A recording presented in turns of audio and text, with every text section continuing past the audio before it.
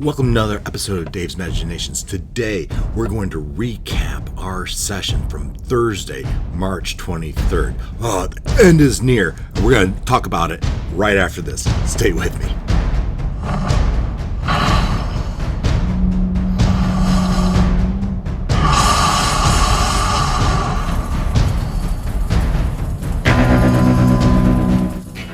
So we began the evening in Lady Dove, just outside the Well of Dragons. We were sent there by Vajra Safar, the Blackstaff, from Hill's Edge, where Vajra had opened up a portal, and we had traveled through that portal to abandoned Wizard's Tower in Lady Dove.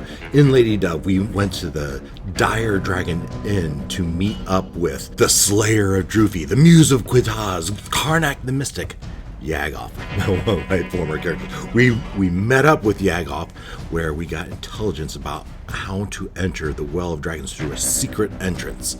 And so with that information, the gang left the Dire Dragon Inn. As they were leaving, out pops Ruckus, recuperated from his battle with his inner demons, if it were, and he comes outside, and he's in enemy territory, and they soon realize, hey, you better get a disguise on. He put on a disguise of one of the cultists that the gang had brought with them, and they made their way back to the abandoned Wizard Tower because we had forgotten that we were carrying these bags of anti-magic explosive powder, and we're quite sure my failing to remember that as we went through the portal, but we did, but they did, and so they left the bags of powder hidden in this abandoned Wizard's Tower while they went and got the intelligence from Yagoth, and now they returned to this tower, picked up the bags, and now they know how to get into the Well of Dragons. So they continue down the path toward the Well of Dragons, and they come to the entrance, a big cave opening with a encampment, an orc encampment, orcs and goblins, and there's a couple giants guarding this entrance. This is not where they're entering the Well of Dragons. They know that off to the west, there's another cave opening that is not seen. There's only a thin pile of rubble blocking the entrance that no one else knows about. They split off this main path to the west, and as they do, the orcs, some drunken orcs, encounter them and challenge Wandering Barkworm on, hey, I've never seen a red wizard of Thay that was a verbal. And thankfully, though, the orc was called back and any aggression was avoided. So they continued on their path to this pile of rubble that's opening up a hidden cave entrance. They clear the rubble and they crawl through the hole and they go down a ways. And Gloin says, hey, as the ghost of Gloin, right? It says, hey, I'm going to scout ahead. And he's got scouted a little bit, but then he comes upon an Umber Hulk that had the ability, this natural ability to confuse any creature that it sees. And with Gloin, the ghost, failing its wisdom save, it becomes confused and runs back to the party and says, hey, how you doing? Why are we looking at me that way? And Gloin, when he clears his mind, says, oh, I was gonna go scout ahead. And he scouts ahead and he says, hey, this path is blocked off, is a dead end, and this path takes you to some bad guys, and this path has a room full of wizards, and I didn't go down this path. And by then the group had caught up a little bit, and when Gloin had gone into the room with the wizards, there was one in there that sensed his presence, but thankfully Gloin got out of there quick enough that he didn't quite see him. But when he retreated to the group and brought the group to that space, that wizard, that person, that death cleric as it was, came out and found them and challenged them on a little bit. This death cleric with his mask and stoic demeanor and wordless, didn't speak a word, but challenged them nonetheless on what they're doing there. And they try to explain, we're escorting this woman who's putting on her armor, and because she's going to be sacrificed, but they want it to special, and she's special because she's going to be wearing her armor. And the death cleric's not quite buying it. And they said, we're with this wizard, and the death cleric looks at him and goes up to Wandering Barkworm, puts his hand on his shoulder, and can see to test the minor illusion. It was disguised self, I think it was, that they placed over. So he could sense that this was a ruse. But then the initiative began, then the battle began, and the Death Cleric went invisible and tried to retreat, but it was ultimately caught by some cold cone, and then Gloin caught up to him, and they were able to take down this Death Cleric, which was a good thing, because if they, I forgot, I got mesmerized, right, charmed to go into the room with the wizards, and so Ulrich's like, yeah, I'm gonna go, but they prevented him from going by doing dispel magic on him and cleared the charm, which was a great big deal, because if they'd gone into that room, there's like 5 wizards, and it would have been I don't know what would happen. It would have been a deadly encounter. Not that there aren't future deadly encounters, but that would have been a deadly encounter. So they made their way, and I even rolled to make sure that the other wizards didn't notice them, and they did. And so they went on their way, and they went down a path, and they came down a T, and they look off to the left, and they see a group of young children, 13, 14-year-old kids, males and females, all scantily clad, and being led by some dragon cultists, led away, and they surmised that these were the sacrifices that were going to be made. And so they started to follow them, but as they did, at this point, Gloin was actually Grolgark, the ghost dragon. And so Grolgark, then the rest of the gang followed the sacrifices on down the tunnel, while Grolgark went and investigated the 2 rooms and killed a couple of the guards, 3 of the cultists, before peeking into each of the rooms and seeing that there are indeed more people, more slaves, more people to be sacrificed, younglings to be sacrificed in these 2 rooms.